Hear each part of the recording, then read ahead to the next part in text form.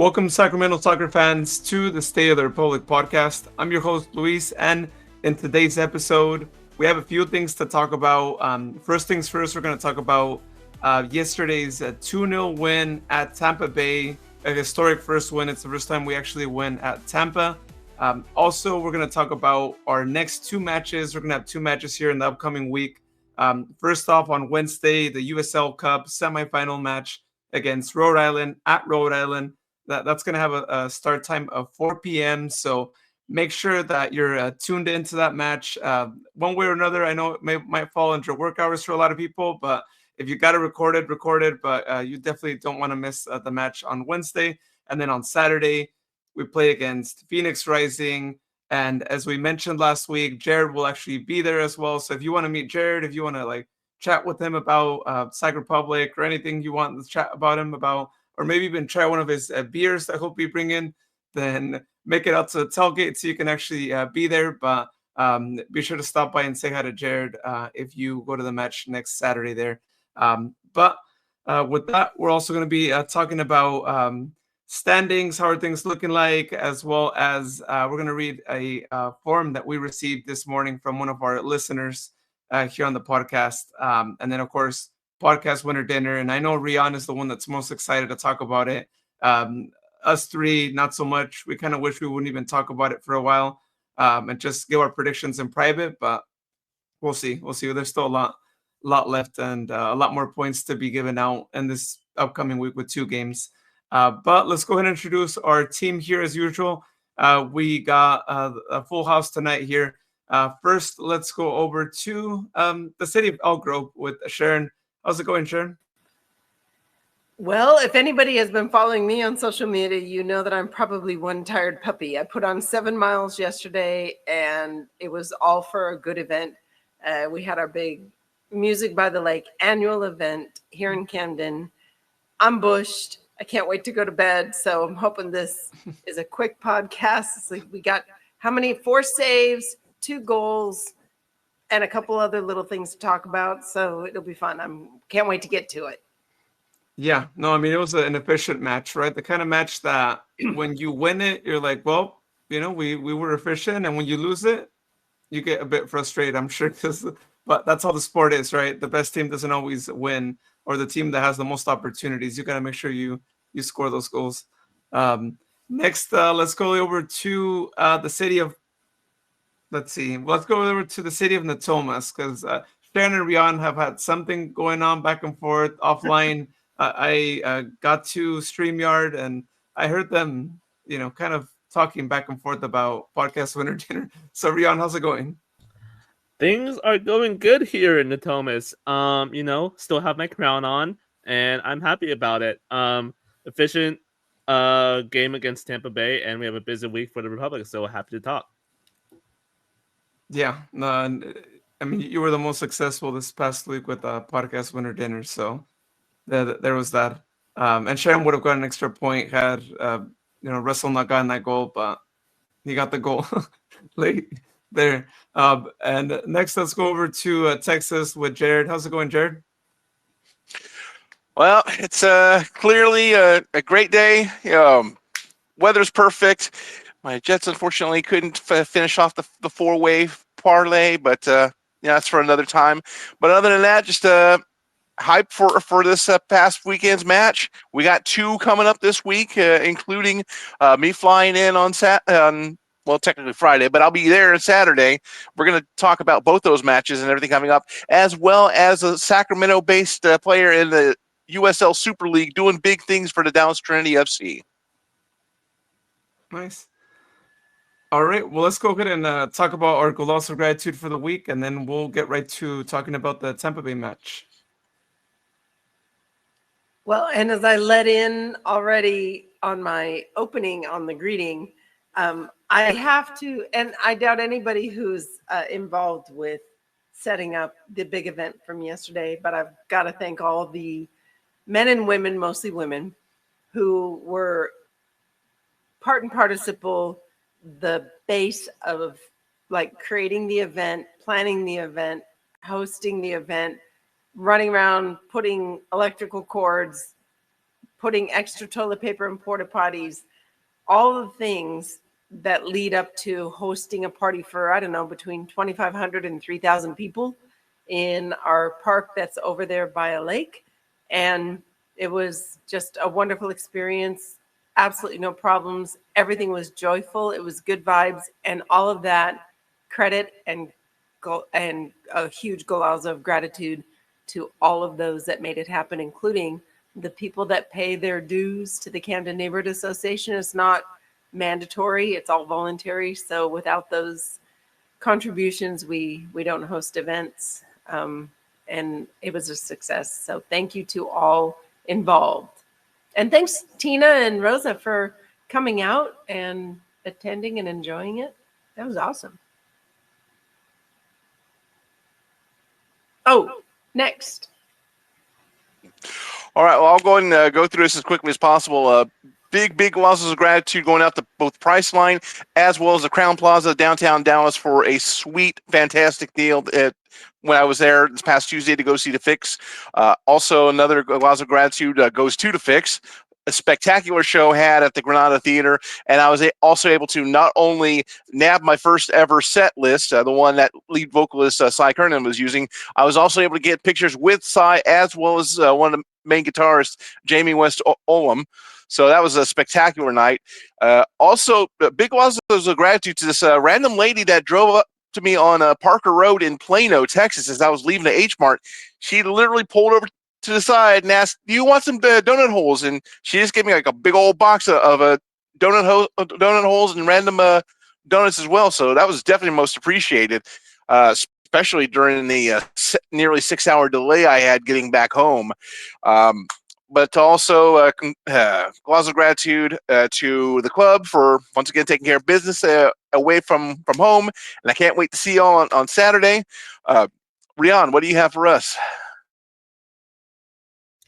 Yeah, carrying on with the State of the Food theme here. Some golosas go out to 2 restaurants out in like the Midtown-ish, Osaka-ya and Taiwan Best Mart. Some great food there. Osaka-ya, I think I've mentioned them before, but they serve like some really good like homemade like traditional mochi, and it's just so good every time I have it. And Taiwan Best Mart, some of the best Taiwanese beef noodle soup out there. Another golazo goes to like whoever created chicharron, like whoever did that, like you deserve like 100 kisses because it's just so good. I like that's literally my golazo, honestly. And then one more golazo to Jared mentioned the Jets earlier. I'm gonna mention my 49ers beating the Seahawks on the opening weekend. Yeah. I'm not gonna curse, but you know, down with Seattle. And I hate the Seahawks. So any Luis, any golosas for you? Yeah, so I only got 2 gloss of gratitude. So actually, no, never mind. I actually got 3 gloss of gratitude.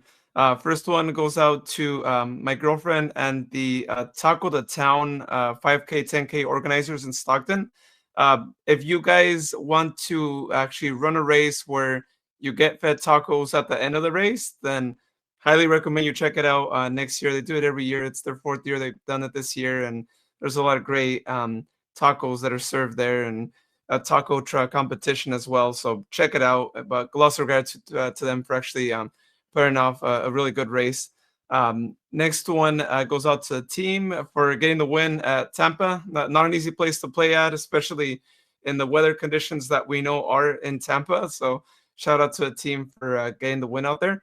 And then one more goes out to Ryan Morgan, one of our listeners here on the podcast. He actually filled the form out on the website, which we'll read what he had to say later on in the podcast. But shout out to him for that and for also leaving a review on our website. And if you want to do the same, you can just go on sacsoccerpod.com and leave your review there of the podcast. We greatly appreciate that. And it really means a lot to us to have some reviews there and for us to read them. And I got really excited when I saw that notification, and I shared it with the team. And I know we all really appreciate the kind words from Ryan. All right. Well, let's go ahead and get right to talking about the match here. Let me just put the screens here back for everyone. At Tampa Bay, right? 2-0 was the scoreline. And as usual, before we talk about the goals themselves, I want to hear what you guys have to say about the match. So first, how about let's go over to Texas over there with Jared. What were your thoughts on this 2-0 win at the stadium that you're familiar with because you went there not too long ago, right? Yeah, it was June 2023 when I made the trip over to Al Lang Stadium. This time around, I stayed a lot drier because I was mostly going over to next door to Smith County for dinner. So unfortunately, I had missed the majority of the first half, but getting in just at halftime. But the second half was totally fun. We just just crushed Tampa Bay. They definitely put up a good fight. But no, it was just great to see the fact that Rhode is still, spinning on all the cylinders, and then of course Russell got in, did his thing too. So this was just another fantastic match. I kind of wish we had that result when these points go. Yeah, as we mentioned earlier, right? It's all about being efficient, and when you're playing away, like it doesn't matter how you win. What matters is that you win and pick up some points, especially for the lost points at home, right?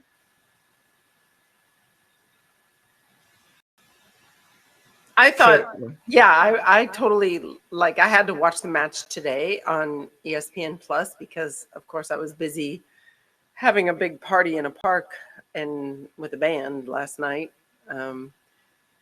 As I watched the game, I saw the confidence. I saw us being confident no matter what pressure we were under by Tampa Bay. And it was interesting. It was almost like watching the good old days of Sacramento, just being able to do what we do when we are efficient. 2 shots on goal, 2 goals. There were some other activities on the field that still instilled confidence, and it even brought out those comments. The announcers made those sort of comments about our team, and that they called Jack Gurr a typical English footballer and the kind that Neil Collins can relate to. And it's like, okay, Neil's Scottish, but whatever. So it was, there were a lot of compliments. However, the one thing I noticed was the players didn't show fatigue until the very, very end, right? We saw Nick Ross having to lay on the ground and hands on knees. That never happens. That's not Nick Ross. I hope the recovery happens quickly. The humidity, and Jared and everybody will attest to the humidity in Florida is nothing anybody. When you're breathing and you're trying to respirate for a game like that, it feels like you're sucking in water. Well, you are essentially. It's hard to get enough oxygen to play. Thank goodness they had the hydration breaks, because it gave the guys a chance, to attempt to, recover. But that, I hope to goodness that they brought along the IV treatment for these guys to rehydrate. That was an incredible match. Now, the other thing that I saw was some of the substitution timing. I thought it was flawless. I thought they brought in the right people at the right time. I just have my fingers crossed that we get Nick Ross up and ready for Wednesday night, because without Nick in that pocket, we're just not as solid. Nick brings something to the game. And, let's go after, I know we're not ready to talk about the next game, but I kind of hope we go after Rhode Island quickly. And then if we need to then sub players partway through, that they can pull some of our guys out. But we had a lot of guys playing the full 90. Well, not a lot, but a bunch. And I was impressed. I was also impressed with the nature of the subs. I was impressed with Ryan in the very back. JJ, who I think somebody was confused. Who's that number on the field? And his nickname or his middle name is Mahi, M-A-I-H-I, and that was what was on his jersey, right? And so I thought that was interesting in our chat group about that. But I thought he had a really good game. Our defense held us in. Danny Vitiolo, 4 saves, critical saves. Thank you, Danny. I just hope to goodness that they were able to peel off their uniforms because it was so humid. Those uniforms were like sticking to everybody like glue. Even Seba wore the short shorts because it had to have been uncomfortable to wear clothing in that kind of humidity. Rian. Yeah, to your point, Sharon, Nick Ross, he had the most touches on the ball for the Republic. He had the most passes completed for the Republic. You know, he is the engine in the midfield, and without him, like, the ball just doesn't go. But my thoughts on the match were that this followed, like, the typical Sacramento pattern that we see, where Sacramento, like, kind of opens the match up fast and loose and, like, getting after the opponent, and then once you find that opening goal, once you like get those chances, you kind of settle back, you let the opponent like build into the match, but also you're leading on your defense, which is like a league leading defense, to like carry you through the rest of the match, and that's what happened with Tampa Bay here. First half, Sacramento held 57% of the possession versus Tampa Bay's 43%. In the second half, it was 69% for Tampa Bay versus 31% for Sacramento, you know. But the only chances of note for Tampa Bay came early in the second half, and then maybe, I forget, later on, maybe, I forget if there probably was another one for Vitiello, got the save there. Yes. But it was good to see Sacramento get a second goal out of this match, especially after like a long defensive second half. Great play from the Republic to do what they needed to do and get the win out of this one. I mean, seriously, to have Neil, and we're gonna discuss some of the post game interview notes, but to have Neil going back to Tampa Bay, you know, where he was the shit, right? He was everything, and to have him go back there and say it's going to be weird, and he's like, yeah, it's going to be different for sure going back. But then to also put the exclamation point behind, hey, I'm Neil Collins. I'm going to bring a winning team wherever I go. That felt good to, you know, take our guys to Tampa Bay and just like, you know, here's what you had, and we're just going to dish it up and show you. I love that. Yeah, no, as it should be, right? He's a professional, and you know, he just, once you play the game, like, I feel like anything else is out, right? Any, like, you know, like, I'm sure he wants Tampa Bay to, like, you know, win their other games, but the moment you're on that pitch, the moment you have to play against them, you want to beat them, right? I think I would think all the coaches would want to be like that, but it is, I'm sure, special to go back in the locker room and just to get back to the city, and I'm sure a lot of people like are still holding him in high regard, right? And he was well received. I'm assuming, right, from the fans that were there, which I was actually a little surprised that they didn't have that many fans in attendance, right? Like, I thought they would have had more people. I mean, weather didn't look like it was entirely bad. I know that some thunder was in the forecast, but I mean, it wasn't enough to, you know, cancel the match or, you know, like, postpone it. So I mean, yeah, just a little surprising, right? I mean, they're not having the best season, but it was just interesting to see the stands, maybe 50%, maybe, or somewhere on there. I'd have to look at I'd have to look at the attendance report to say what it was. Yeah, it looks like FOTMOB says 3,820 is what they say. Capacity of Aolang is 7,500, so just about 50%. Okay, yeah, so just about that. So good for us, though, right? I mean, the environment was not intimidating at all. But let's go ahead and talk about the two goals that were scored in this match. First one, we got to talk about this goal. Rodrigo Lopez's fourth goal of the season, right? I mean, he's been having a pretty good season, and it makes us really happy to see him score goals, not just in Sacramento, but it feels like he scores more goals away. But hey, it's great. You're out there. He's like our ambassador, and we got to have him scoring goals against opponents away from home as well. But this first goal here, and let's just start off right here, right? Nick Ross spots Roro open. Roro was like unmarked right there, but he first passed the ball over to Russell, and it's almost like he kind of envisioned the play, right? Like, pass it to Russell, Roro's open. The chances of the guy that's marking Roro to get to Roro are kind of low because obviously the play is going to happen really quick. And that's exactly what goes on there, right? And he opens him up to having so much space to place a shot, which thankfully the player who ends up trying to get to it ends up being in the right position to get that deflection, and only for the shot to actually be unstoppable for the goalkeeper, right? Because it's one of those things that you never expect the deflection, and you never expect it to be in that fashion like it was here. But yeah, I mean, what a goal by Roro, right? And what a play to have him place a shot like that. You know, this was a case of do not leave that man unmarked. You know, not giving away our secrets.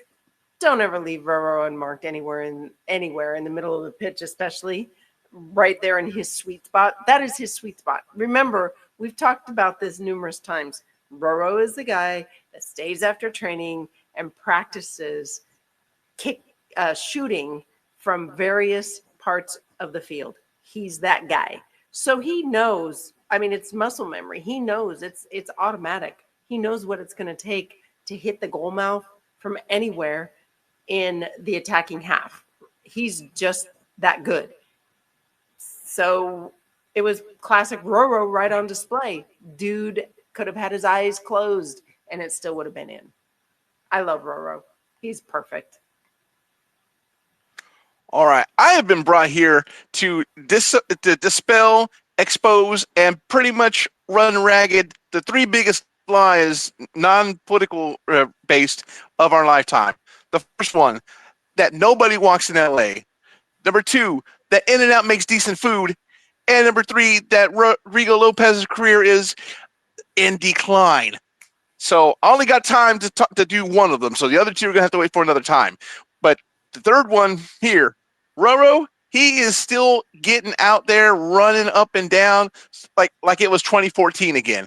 He's able to get in an open spot and somehow miraculously, even though it gets deflected off a Tampa Bay player, still has enough energy to get into the goal path. So that just shows you how back Roro is. I mean, like he never got injured, like he never played for RGV or the other teams. Like he's always been here, and this is once again, this is his renaissance year. I mean, he went from getting injured last year to jumping back, jumping in with the leadership, jumping in with creating opportunities, and of course, getting hooked up by Russell Cicerone for an opportunity with that shot. So this is just an excellent goal. Very happy for Roro.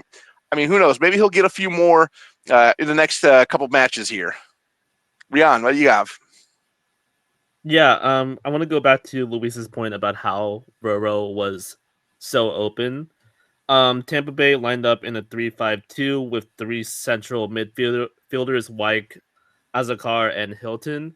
But you only see Wyke, who's around to cover like both of these men. He goes over to Russell Cicerone when he receives the ball, but that just leaves Roro wide open in the middle of the park, and that forces one of the center backs having to step up, but he's stepping up too late. And he doesn't get there in time before Roro pulls a shot. I mean, he gets there to deflect it, but he's not there to stop the opportunity from going. Great play from the Republic to take advantage of this kind of confusion in the Tampa Bay midfield and defense. Like, it didn't seem like they're marking tightly in this play. Like, they're like half jogging on defense. Like, that just kind of seems off to me. So good play from the Republic to take advantage of this opportunity.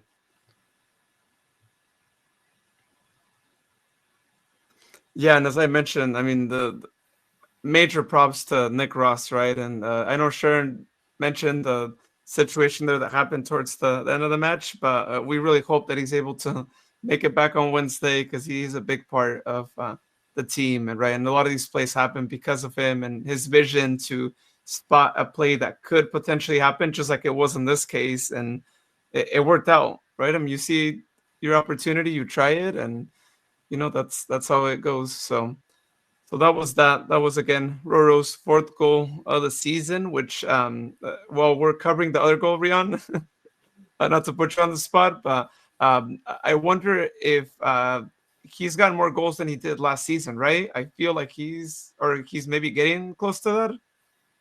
But I feel like he's been scoring more, right? Because I know the injury happened, but I feel like maybe not a high, but I wonder what was this league high in 2014, or what was his highest goal scoring point? I don't have his highest right now, but he only scored 2 goals last season by my count, unless I'm missing a third one somewhere. So he's well past last year's mark already. I can go look up his league high real quick, but give me a chance for that. Yeah, so that's really cool. I mean, that goes back to Jared's point that he made earlier, right? I mean, it doesn't matter how old you are, you could be scoring more goals than the years you were younger, right? So I think an inspiration to a lot of players out there, and I'm really glad that he's still, putting in the hard work and showing that age is just a number, and you know what? Keep playing as long as you want, bro. Like we want you to be on the field as long as you want. All right, well, let's go ahead and talk about this next goal because I gotta say, right, Russell's well deserved a goal, and this is amazing, right? So let's talk about the play that happened here. Let me just go ahead and move it over here. All right, so I gotta say first before we talk about Russell scoring the goal, Jacker, right? Well vision to actually like put a long pass, right? I mean, really long pass. And I was actually surprised watching this goal that like we had a player that was so open, right? I mean, you got to give like Seba credit because he pulled the run. He like, I'm assuming, I mean, we don't have another angle of this, right? But he broke the offside trap. I'm just saying just based on what we're seeing here and based on the flag not going up there. But, you got to give the man credit for pulling the run. And not just that, but for not deciding to pull the shot himself and being like, you know what, let me pass the ball instead so we could have a higher rate of it being scored, right? Not that it's a guarantee because we've seen some really bad misses in the world of soccer, but he puts the ball over to Russell and wow, Russell puts a really crazy run, right? He gets across all the defenders that were there. And I just gotta say, like, I don't know, like Jack must be like teaching everyone, like, hey, you gotta do these drills so you can pull these long runs. Because Seba and Russell they pulled really long runs, and that was the key to the goal here, right? Is them getting ahead of the ball and getting. I wish that I could have seen whether Seba was, because they never showed an angle, a camera angle where we could see where he started his run, whether he started it behind in his own half or behind the defenders. But if he was that open, it begs the question, and you had mentioned it a second ago, whether he was or wasn't onside or offside, you know what I mean? But, to your point about that perfect slot over to Russell and then Russell burying it. And Russell's fast. We've got to remember Russell's very fast. And to see him outrun those defenders, you're all watching it. If you're watching our podcast online, you'll see how very fast Russell is, and he catches everybody off. Like his pace is so good, and nobody even picks him up. I think that's why Seba let him have the pass versus trying to juke the players and dink around with the ball. It was like clear and open, Luis. It was clear. I mean, you can't really say a whole lot of Russell's performance other than superior, excellent, stellar. I mean, he had the performances that basically screamed, I am one of the noticeable ones. Notice me as he scores this goal with the great assist. I mean, Russell is doing it all this game. The assist with Robo's goal, and he decided to score another goal on his own. I mean, this is definitely a good night for Russell, for Roro, everyone else. So, I mean, just the fact that he got a touch on it. And we have, long pass like we're just seeing here on the replay. I mean, Russell, all he needs is a window to look through to get that goal in the net, get us ahead. That was pretty much the insurance goal as far as this goes, to top off a great attack and great defense that we've had in this match. Okay, so quickly, going back to your question, Luis, 2014 was Rodrigo Lopez's highest goal-scoring year with 13 goals. Oh. And then next up were 2015 and 2022 with 12 goals across all competitions. But yeah, that's Rodrigo Lopez's high mark. But back to this goal. Firstly, shout out to Jack Gurr for finding that ball. He's been trying to find that ball like throughout all the games this season, like either on the opposite flank or like down the line. So great for him for keeping at it and spotting the run of Herrera. Also to Cicerone, like, you know, in the 90th minute, he seems like he's the one that's used to playing in this humidity, in this heat, in this weather, in this stadium. Like, he was outpacing all the Tampa Bay center backs who should be used to this, but, you know, great for him. Keeping at it late in the game and, you know, getting rewarded for it. Yeah, I mean, for those of you looking at the video, I keep like replaying the video here, especially of the run that he does, and it's amazing where he starts to run off. Right, he's like in midfield, like Seva's going towards the ball over there. There's 4 Tampa Bay players there. I mean, 2 that are kind of in the trajectory of Russell's path, and he manages to like outpace them. And it's I don't know if I've ever seen a Sac Republic goal like this, where one of our players actually just pulls a crazy run like that and ends up beating like 3-4 defenders that are, you know, right there ready to, you know, stop him. And it's like they didn't see him, right? It's like he's the Flash. They didn't Like, they didn't do the swivel head. They didn't even pick him up. Nobody talked on their team. They're going to talk about that after the match, right? Or they did talk about it already after the match. But I don't think anybody was on swivel. And that other defender that was the right side guy did absolutely nothing to communicate to, you know, their center backs that, you know, Russell was on the run.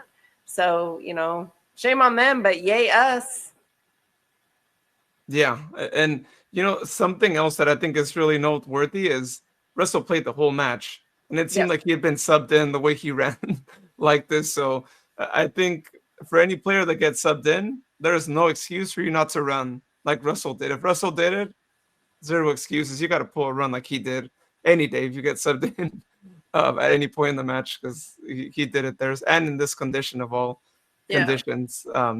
So that was that 2-0, and like as you guys mentioned, that was the insurance goal that we needed, the goal that we needed to break the curse that we hope never comes back of, you know, getting tied on or losing at the last minute. So that's the kind of games that we want to see more. Don't have us all nervous towards the last minute, hoping, praying that we don't lose points in the very last minute there. But that was that. So let's go ahead and take a look at standings. How are things looking like with this win on the standing side? So, of course, we are still in second place with 37 points out of 22 games played. But in first, we still got FC Tulsa up there, 43 points, but 23 games played. So they have one more game played than we do. So should we win the game that we have to catch up to them, we could just be 3 points away from first place. So we got to take note of that. We are so close to first place. We just have to make sure we don't drop points and hope that Tulsa could drop a few points here so it can help us out there. Below us, you got El Paso, who just lost against Loughton, by the way, 2-1. I was actually watching that game there. Thankfully, Loughton actually beat them, and they keep him a little bit lower than us. They're 32 points, 22 games played. And then below them, you got Lexington, that's actually been rising up there. Fourth place, 23 games played, 31 points. And then Phoenix Rising, who we play against next Saturday, 23 games played, 30 points. So they're only 7 points away from us. Granted, one more game played than we do, but still you got to keep them off our heels. So we got to get the win against them. And then in sixth, you got New Mexico with 30 and 21 games played. Uncle Ruckus has been going down. I know Jared must be out celebrating every week, seeing how much they've dropped there. They're seventh place, 30 points. Oh man, ain't no Schadenfreude like Texas Schadenfreude. Seeing San Antonio go down, down, down. Yeah, and they're almost out of playoffs. There are the playoff zone. You got eighth place Colorado Springs with 30 points, 22 games played. We play against them in about 2 weeks here. And then below you got Orange County, surprisingly, in 9th place there, 28 points. Granted, 21 games played there. Las Vegas Lights has actually gone up, although granted they're kind of tied for last there still, but 23 games played, 24 points. Oakland Roots, shockingly, when I look at them, they're like right there, 22 games played, 24 points. And then in last place is Monterey, 24 games played, 24 points. Sad to see, our two Rebels of the Bay there, but hopefully they can pick things up so they can make it to playoffs there. But that's all the standings are looking like this week in USL. Now that's in Western Conference, but real quick, I just want to point out, just because we play against them midweek, Rhode Island in the Eastern Conference, they're sitting in 9th place with 22 points. They're sitting in 9th place with 24 points there. Not that far from Indy 11 has 26 points and has the 8th place there.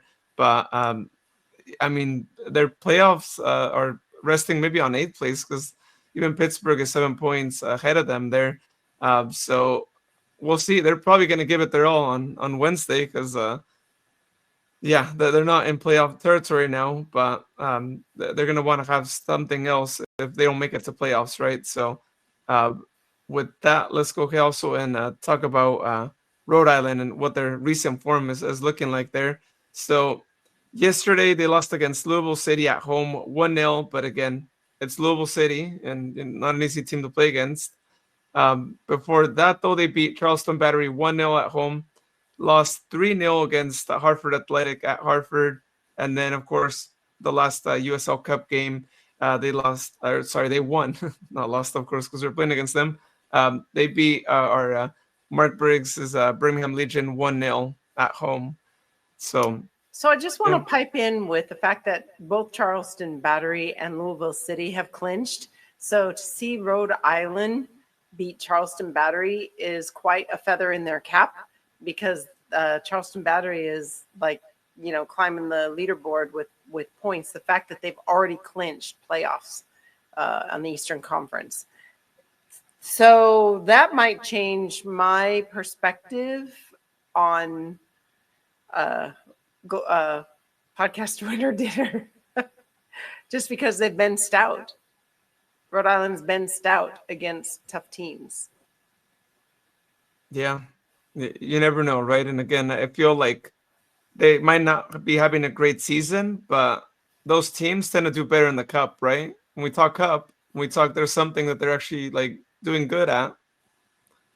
Well, they're you got to be careful for that. Yeah, because we've seen MLS teams that have been doing bad end up winning the U.S. Open Cup, right? So you get more inspiration when you're in that position, I think. So so that's that. And I think doesn't Rhode Island, or maybe don't they have a former Sacramento Republic player, or am I maybe confusing them? Yeah, I'm wrapping him on my jersey right now. Yeah.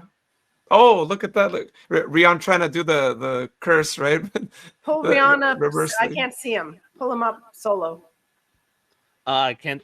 Let me turn my background. Okay, there it is. Sanchez. Oh, there we go. Yeah. Remember? Oh, yeah, that's right. Yeah. Yeah. So there we go. We'll see if the reverse curse, I guess, happens now, right? I mean, it's Sacramento player jersey, but former player who plays for the opposition. Maybe that's the case. I will have to say I was surprised to see Rian wearing a Sacramento Republic jersey. I was like, wait, that's suspicious. Like, why is he wearing it? Man, if someone could sponsor us and I can get a Rhode Island jersey, that would be great. Yeah. We should have planned that out better, right? Because Will goes to Rhode Island often, right? Maybe he would have been able to get you a jersey. True.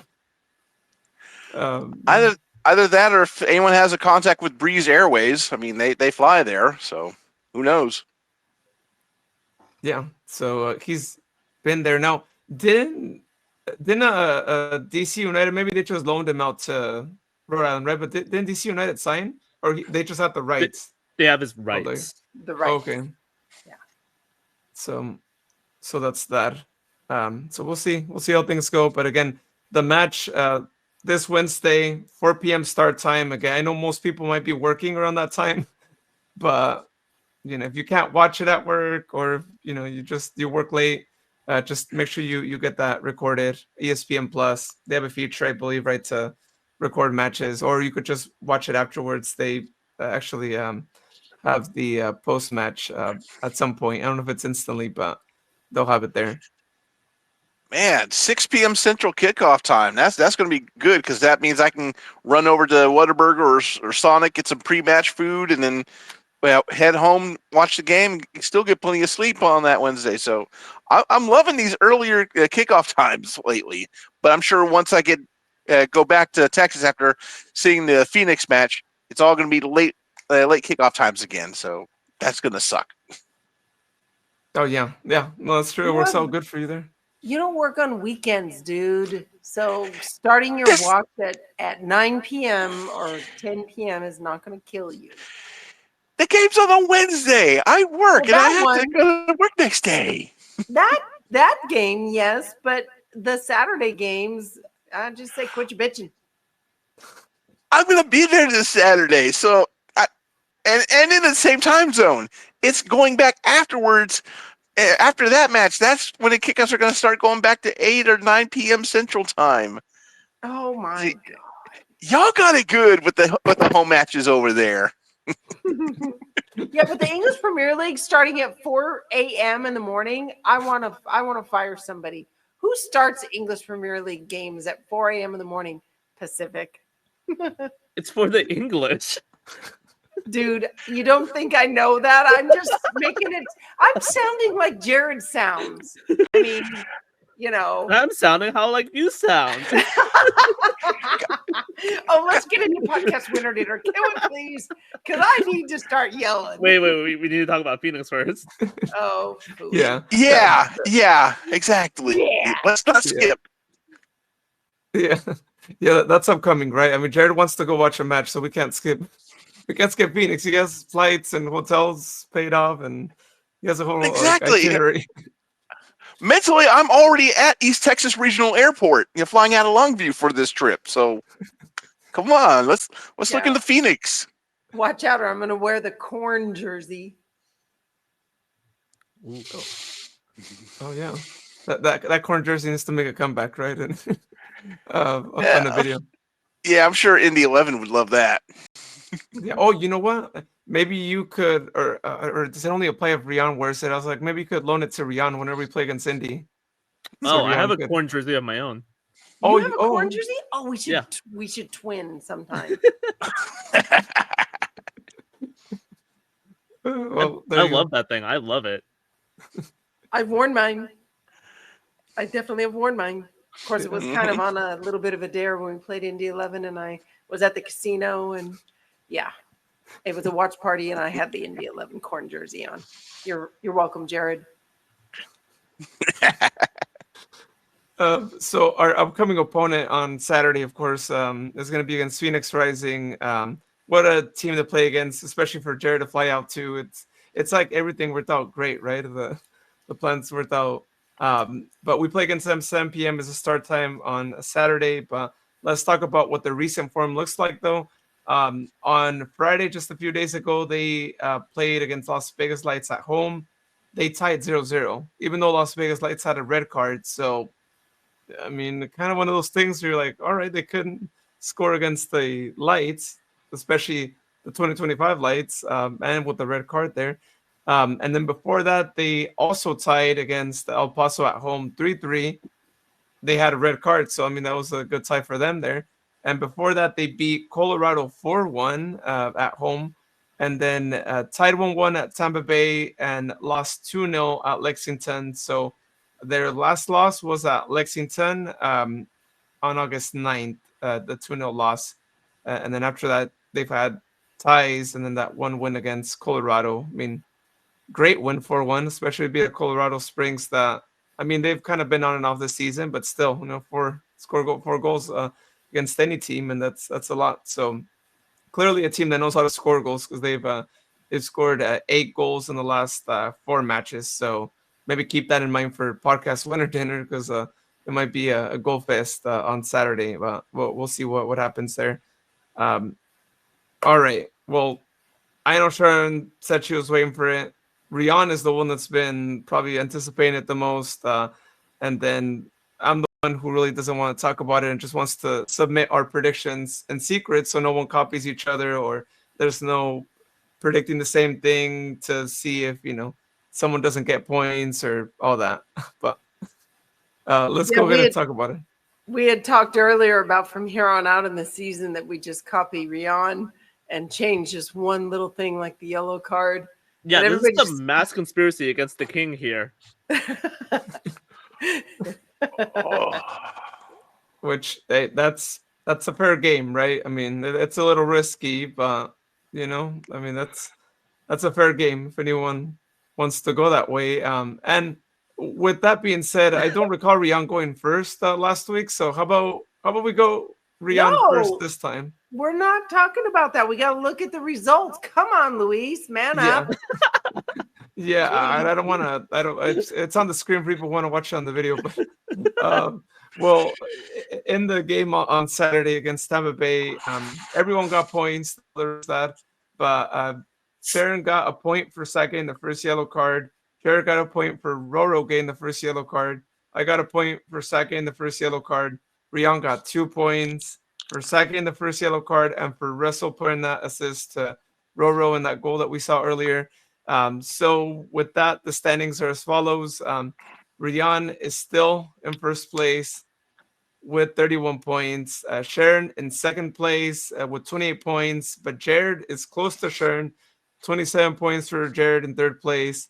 And then I'm still in the basement with 24 points. But we got to watch out. Rian is almost 10 points away from me, and that's where you start to worry and where you start to feel like this might not be a four-person competition anymore for first. But for everybody who listens and watches this podcast, everyone is actually rooting for Rian. You know damn well that I'm right, because everybody's like, when there's comments made, about it's like they're cheering you on because you're the data guy. Everybody likes the guy with all the, stats and all that other stuff. And it's like, oh, what happened to the, where's the love anymore? Why were you? I mean, I have paper. I have things written on paper too.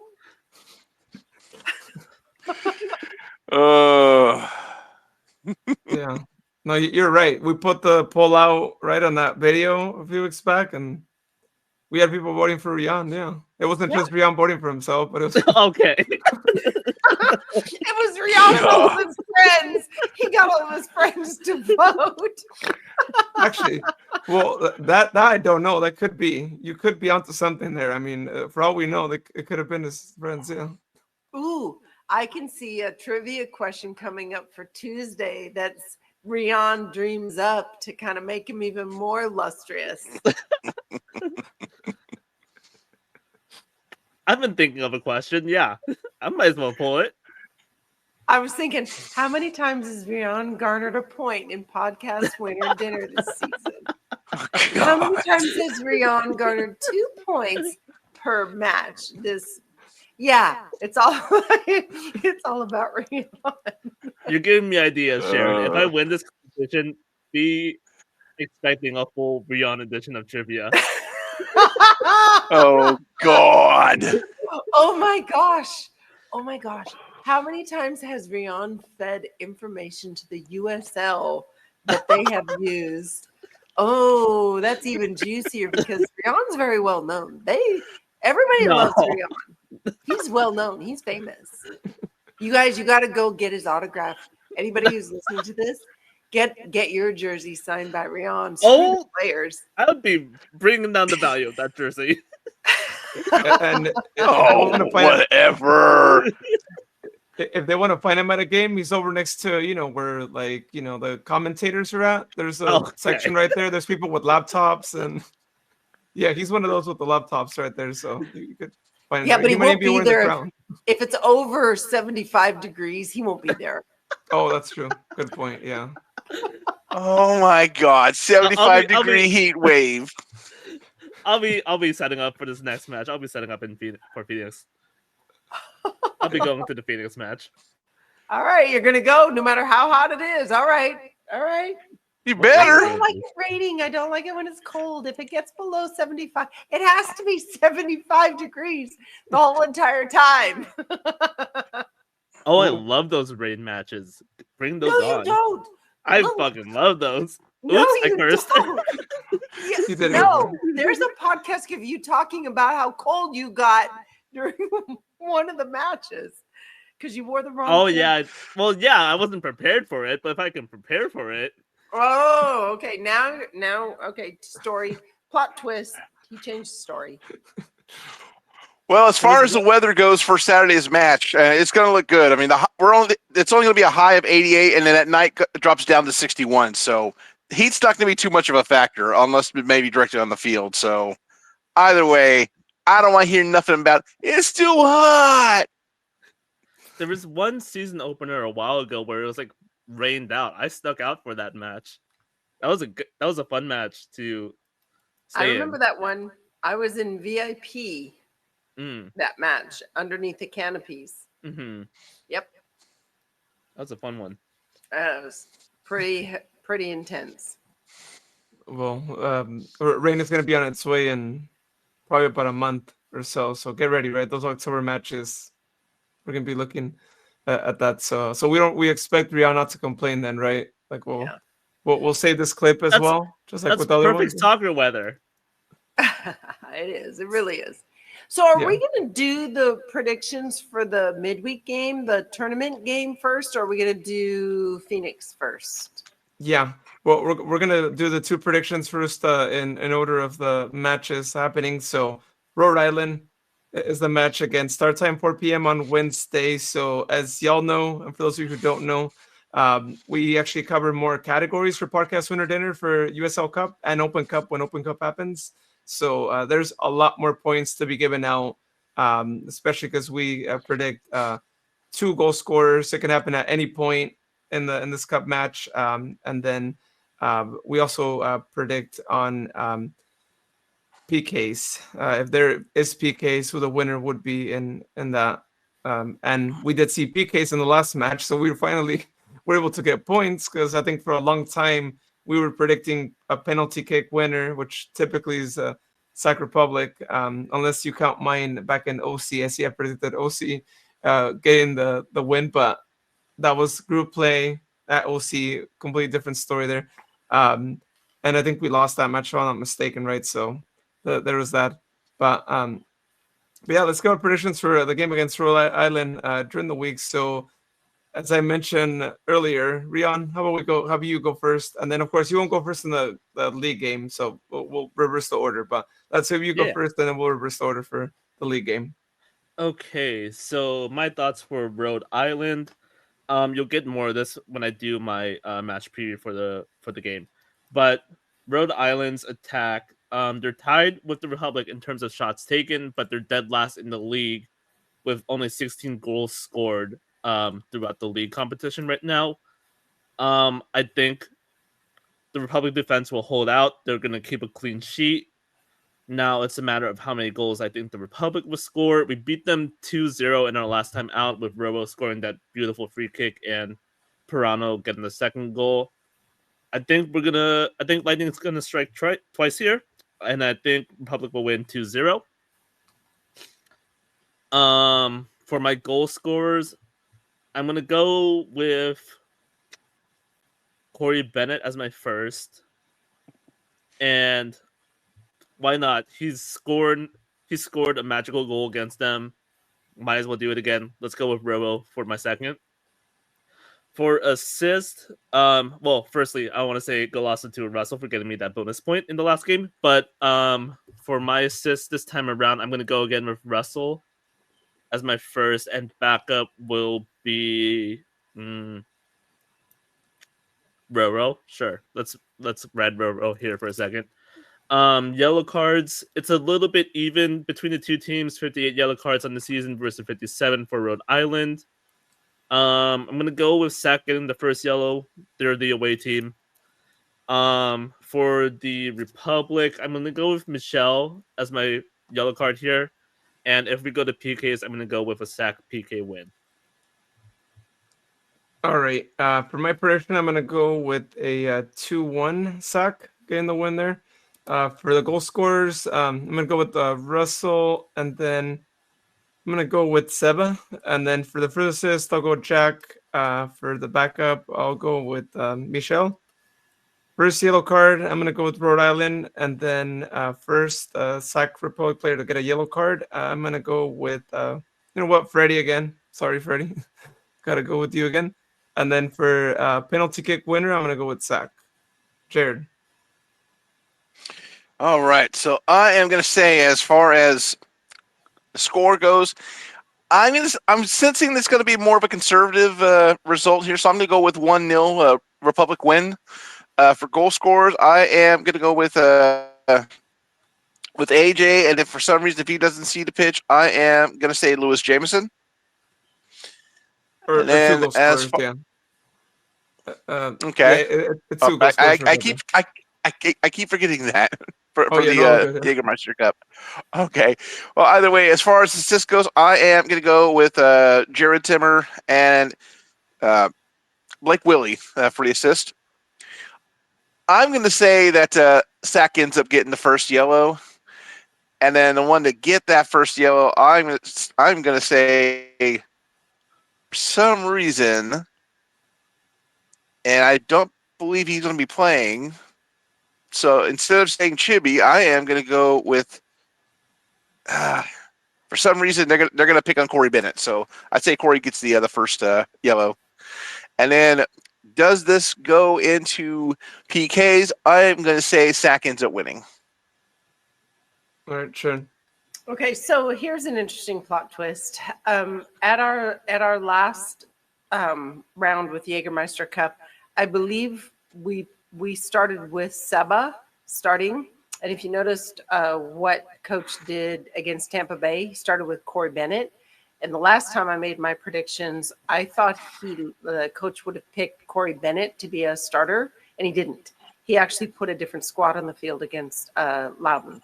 So, and am I right? Am I right there, Rion? Am I right about that? That it's kind of like he put them like his basic starters out there with one change. Do you remember that? Yeah, I believe his starters were out there. The only difference was, let me look real quick. I almost want to say it was Blake. Yeah, Blake was out there. Yeah. The lineup for, okay, so I could read off the starting lineup for Loudon. It was Mazzola in goal with Benitez, Desmond, Kleeman, Timmer, Gurr as your back line. Midfielders were Blake and Nick with Roro, and then front line was Cicerone and Herrera. So you're basically your starting lineup. His usual start. So and that was the match that I thought for sure he would have rotated Bennett into. So and this last match he used Bennett starting in league as opposed to Seba. So that, oh gosh, I hate chess games. So that makes me think that he's going to start Seba because he didn't start him this last time. So I'm going with Seba. It's going to be so weird. 2-1 that we're going to win 2-1. I think Rhode Island's going to play a stout. So I think my goal scorers are going to be Seba and Roro. I don't think Roro's going to rotate out. I think he'll be partial game, but I don't think he's going to be a full game. And then my assist is going to be Russell. Backup is Jack.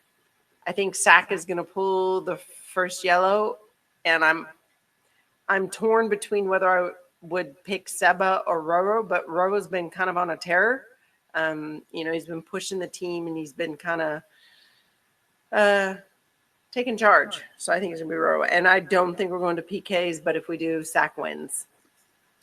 Because we have Jared Mazzola if he starts in, Cup Magic. Yeah, which in all likelihood he probably will start, right? I couldn't see him not starting him, especially after that last performance in the penalty kicks. I mean, he's 100%. He's on it. Yeah, and it'll be great for his confidence to have him start this match there. All right, well, let's move on to the following match on Saturday. The match that Jared will be at. So again, let's reverse the order in this case. So let's have Sharon go first, and then again we'll go in reverse order. Now, I know we've talked about Phoenix, and they're actually in decent form. They're not in horrible form. They're in decent form, so they're a good squad.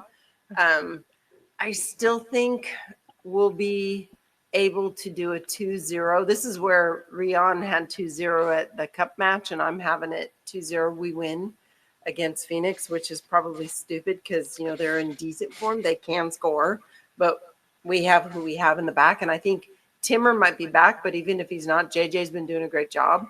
So, or Mahi, right? Okay, whatever. So I think it's a 2-0 with Russell being the first scorer. And if he doesn't see the pitch, I think they're going to bring in Lewis Jameson. And I just think it's going to be quirky that way. With the assist, I have Michelle, and then Jack as a backup. Yellow is Sacramento, and I'm banking on Michelle. Just haven't picked him in a while. Freddie, you get a break. Jared. Sit down, Freddie. All right. Well, granted, yes, this isn't the Phoenix of old, but then again, it's also not the Phoenix of recent old. Either way, I still say Republic's going to end up winning 2-1. And then as far as the goal, I'm going to say Roro. I mean, Roro is going to get yet another one. If for some reason, if he doesn't make the pitch, I am going to say, it's going to be difficult because I know they're going to be rotating rosters here between the two of these matches. But I think I'm going to go with a backup. I'm going to go with Lee Desmond. I mean, I'll put it out there. Lee Desmond gets his second goal, possibly. As far as assist goes, I am going to go with either Nick Ross or Blake Willie. I'm hoping for it. I will try to bring some kind of energy to it, but I'm going to say Phoenix gets the first yellow. And as far as our first yellow, for some reason they're going to call it up against Christian. All right. Well, for my prediction, again, I mentioned it earlier. I think it's going to be a goal fest. I think 5 goals will get scored. But final score, I say Sac gets the win 3-2. For the goal scorers, let's see. I'm going to go with Bennett. And then as a backup, I'm going to go with Christian. And then for assist, I'm going to go with Michel. And if he doesn't see the pitch, then I'll go with Nick. And then for the first yellow card, I'm going to go with, I'm going to go with Phoenix as well. I have high hopes that Jared's going to see a good referee, hopefully not get stressed out over what we'll see. And then for the first player to get a yellow card, I too will give Freddie a break since he's already going to be the cup one. And I'm actually going to go with Roro. Roro gave Jared a point last match, so I'm going to go with Roro for the first yellow. Rion.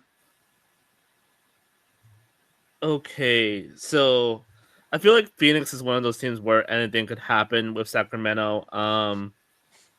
At home, it's 3 wins out of 10 for Sacramento. 3 draws, 4 losses. Pretty even contest.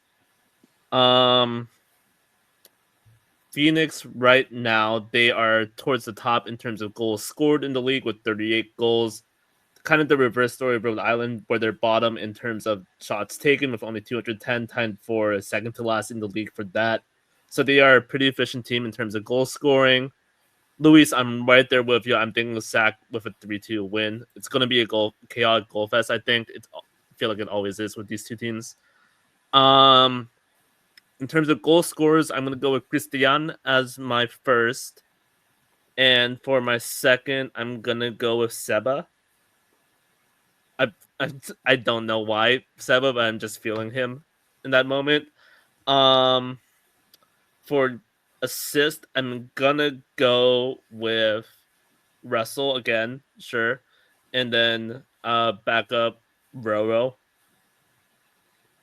For first yellow, I'm gonna go with Sac, and I'm gonna go with Blake for first yellow for the Republic. Okay.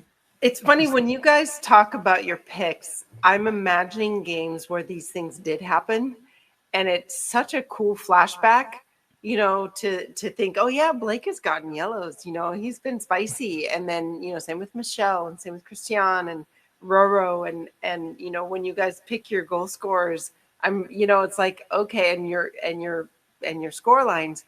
Anytime all these picks come through, I'm imagining, okay, what did it look like when we did do that, or when the player did do that, or when that was the goal scorer, or when, and it was interesting.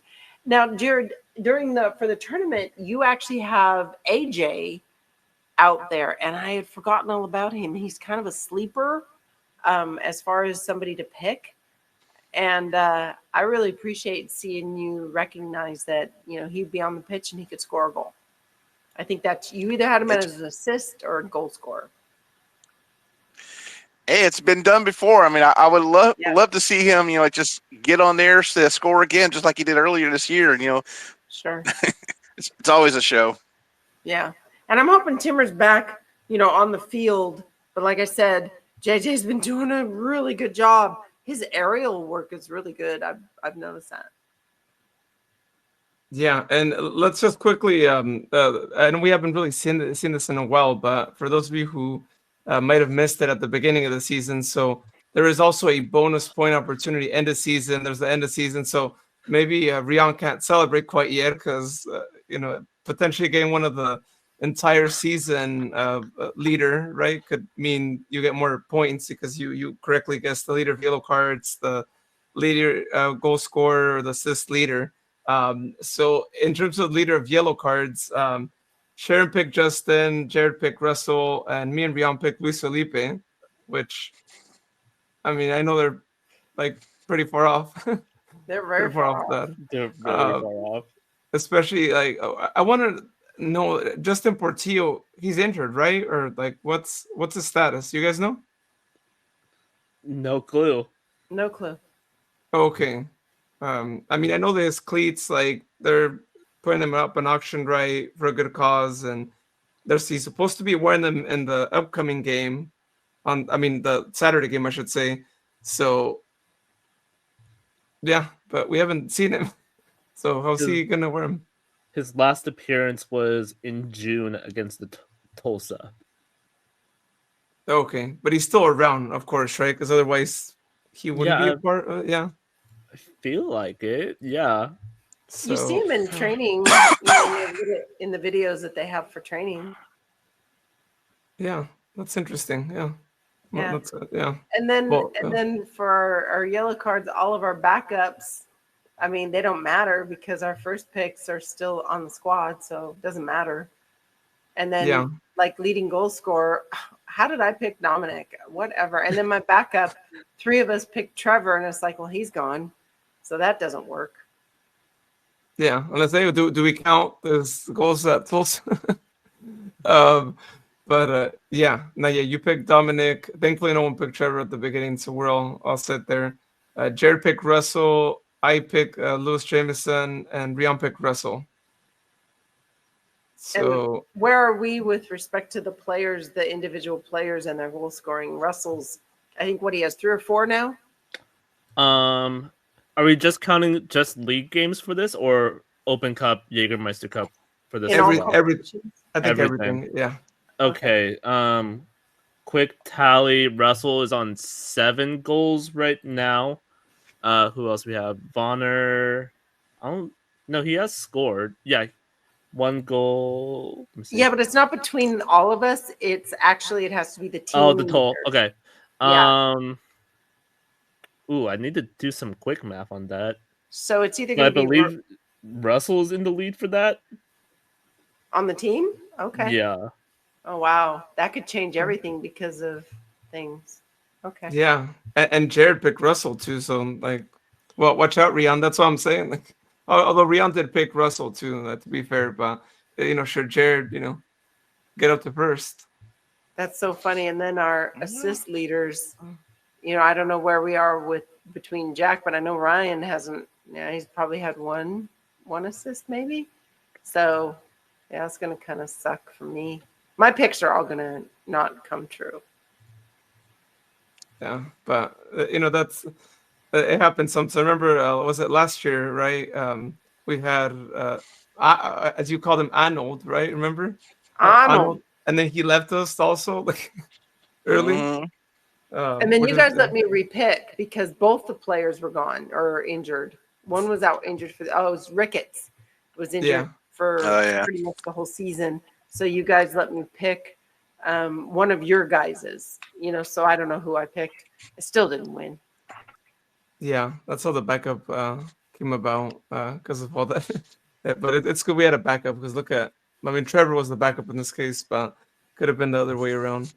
All right. Well, I mentioned it at the beginning of the podcast, but shout out to Ryan Morgan, who actually left us a comment here on our contact us form on sacsoccerpod.com. And if you want to leave us comments, whether you want to do it through voice, through the voicemail, or through a message like Ryan did here, feel free to do so there. But this is what Ryan has to tell us here. Let me just go ahead and put it on the screen so it shows up. All right. So Ryan tells us, hey guys, love the podcast as always. You mentioned a few podcasts ago that there were some other Republic fans that have moved to Colorado. I've been out here since 2020 and always go to the game in Colorado Springs to support the guys in person. Just wondering if there's a way to meet up with other listeners of the podcast that will also be at the game. I do also have my own gloss of gratitude for this game as well. My wonderful girlfriend Christina got us amazing field level tickets for this game next to the Republic bench for this game. So I wanted to give her a shout out and huge thank you. Thanks for the amazing work you guys do on the show. Ryan Morgan, Denver, Colorado. So shout out again to Ryan for filling the form out and for also listening to the podcast and supporting the team out in Colorado. And again, anyone who's listening who is living there or who's planning to go to the game, fly out there, let us know so we can connect you with Ryan and So you guys could let me hang out there. interject real quick. Ryan, if you look up Bridget Wells, I think she might be a follower of Sacramento soccer fans, but she also follows the podcast. Bridget and Ted Wells just moved to Colorado Springs or the area there, and they're going to be at the game. They're going to be at the match. So Bridget Wells and Ted Wells, Bridget Wells, you can find her on Facebook. I think she's also on Instagram.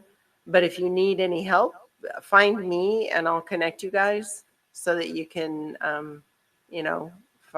meet up and be fans together. Yeah, and how awesome is that, right? Shout out to his girlfriend for getting them field level tickets right next to the Sac Republic bench. Like, what better than the team have some, fans that are right next to them and maybe not too far away from them, and that's great. That'll be really awesome, and hopefully you guys could take like Jared takes his flag or the towel that made its rounds around like different stadiums, or like Sharon's flag as well, so we could see you guys right there. Hopefully they don't have any restrictions with taking flags, but I think most places are generally like cool with that, right? As long as you don't have a pole with your flag, right? Yeah, that's usually the standard there. Of course, then again, I usually wear my flag as a cape, which, given Saturday's theme is superhero night for that match, I've already got that packed in there as well. So, yeah, but to be on the safe side, it wouldn't hurt just to check ahead of time with the venue, because sometimes they may allow it, sometimes they may not. Just really depends on how that goes, as well as the size of your flag. Yeah, but either way, I'm sure they're going to be wearing their Old Glory red jersey out there, and we'll be on the lookout for you guys. I'm not sure what the camera angle is. I'm trying to remember if you could see the bench for Colorado games. Do you guys remember that? Like, do you see it, or is it one of those where it's hidden behind the camera? We won't really see it as much. I'm trying to remember. Not really sure, but I'm sure folks can pull up highlights from at Colorado Springs Stadium to get a better guidance on that. Yeah, I have a feeling that it might have not been on television view. I think it's probably like the traditional behind the camera kind of deal there. But yeah, I mean, I'm sure if we score a goal, they're probably going to be highlighting y'all, because that's usually what they do, right, with the away fans when away team scores a goal and there's fans there in presence. But yeah, thank you again to Ryan for leaving a comment on the contact us form again at socksoccerpod.com. All right. Well, last final parting words, y'all, before we say have a good morning, good night, and tune into the game on Wednesday, and then meet Jared in Sacramento if you're going to the Sacramento game on Saturday. All right. Well, I want to take a quick moment to give a shout out to Sacramento's own Rhea Moore, who plays for Dallas Trinity FC, a product of San Juan SC, just became the youngest women's goal scorer in any professional match in the U.S. She is at age 15, and on her professional debut for Dallas Trinity FC against Sporting Jacks out of Jacksonville, she scored the only goal that Dallas needed it to win. So ultimately, Rhea Moore has kept the perfect record for Dallas Trinity FC right now, because right now they are sitting on top at 3-0. So once again, shout out to Rhea Moore, former San Jose SC product. I know she's going to do big things, especially teaming up with Cam Lancaster, also of the California Storm formerly. So I'm hoping we can get all the way this time. We got kicked out of the playoffs last year. This year's going to be different. We're going to be bringing that trophy to the 214 for the Dallas Trinity FC.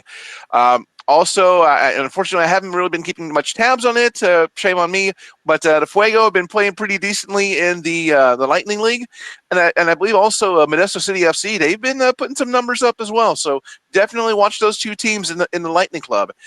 And once again, I've already got my stickers packed for Saturday. If you see me, let me know. And I've already got the big suitcase full of Texas beers, so those are going to be coming in as well. And go Republic. I'm simply just going to say go Republic. I can't wait to see a great result on Wednesday. And again, on Saturday, I'll be there. I mean, not in Rhode Island. I will be there on Saturday. Can't wait to see everybody. Yeah, it's going to be a busy week for me. I will get the match recap for Tampa Bay up. I'm working on the match preview for Rhode Island, and then I'll get those two match recaps for the week up on the site. So keep an eye on the site. Keep an eye on Instagram for our Tribute Tuesday, and go Republic. Yeah, and as far as I go, again, we have two matches on Wednesday and then Saturday. Make sure you tune into the Wednesday's match. Again, 4 p.m. start time. Don't forget that. It won't be at the usual start times. It's going to be a lot earlier. Should they go to they wouldn't go to extra time, right, Rian? It would just be PK. So the game, don't expect it to get an extra half hour if you miss it later. But definitely tune into the match there. And then on Saturday, get your tickets if you haven't yet.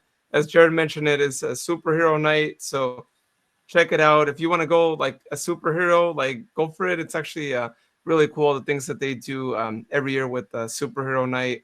I don't think this year they're doing like a custom jersey, right? Like they did last year, or unless I didn't hear of that. But I thought it was really cool what they did last year with the custom superhero jersey that Danny wore. Well, I believe they're doing an auction for custom cleats, if I remember correctly. Is that this weekend? Yeah, that's for this Saturday's match. I believe it's Jared Mazzola, and then as we mentioned earlier, Justin Portillo, right? Two custom design cleats. They look really cool. If you want to go check out, I'm not quite sure what the bid is at right now. I don't know if one of you can pull it up there, but I believe the starting bid was at $300, right? I think when I checked when they published those, but there's already a few bids on the Jared Mazzola ones, but they will be wearing them on Saturday's match. So that leads me to believe that we'll see Justin Portillo at least on the bench. I would assume, right, unless he's out, in section 105, they're sitting down wearing the cleats. But I'm assuming he would have to be there. So yeah, that's the thing there. Now I'm wondering if maybe we see Jared also in Goldnet on Saturday, right? Because he's gonna be wearing them and. Or is he just going to wear him in the bench, though, right? But then he might be playing on Wednesday, so I don't know. We'll see. We'll see what happens there. But it would be actually cool to see him also on Saturday. Now, I mean, we want to see Danny, of course, but he's going to be wearing the cleats that are on auction. Yeah. The current bid is it's still 300 for Justin Bordillo. Someone put in a bid for 305 on Mazzola. Okay. And Yeah. the auction goes through September 30th. So, yep. Yeah. So if anyone is It interested doesn't in say, that, yeah. Luis, it doesn't say game worn cleats. It says player worn cleats. Okay. So there's a difference.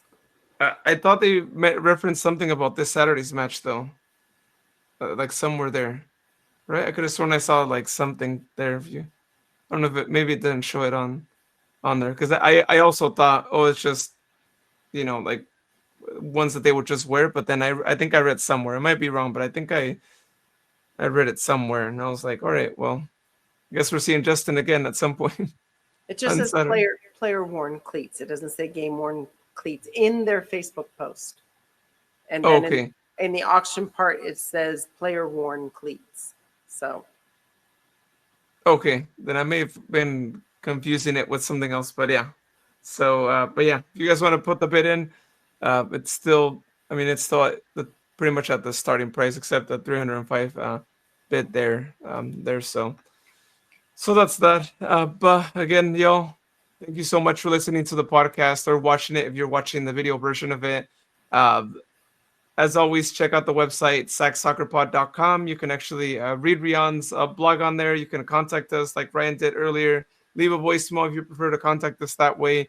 You can also watch the videos that we post up on the website, not just the podcast video recordings, but ones that we've done in the past and ones that we'll do in the future covering all things soccer in the Central Valley. We might be having a few interviews with people in the Central Valley in the world of soccer. So tune into that. We might have them, especially as we get closer to the off season. We're trying to plan things out. So this off season we can try and have more interviews, but we're gonna plan these out more in advance, so that way once off season is around, we'll have them ready to be recorded and posted throughout the off season. So you still have a podcast to watch or listen to every week. But thank you so much, as always, everyone, for listening or watching to the podcast. And you'll hear us or watch us next week as we talk about Rhode Island and Phoenix Rising in the one podcast. So we'll see you then. Have a good morning, good night. cue the music.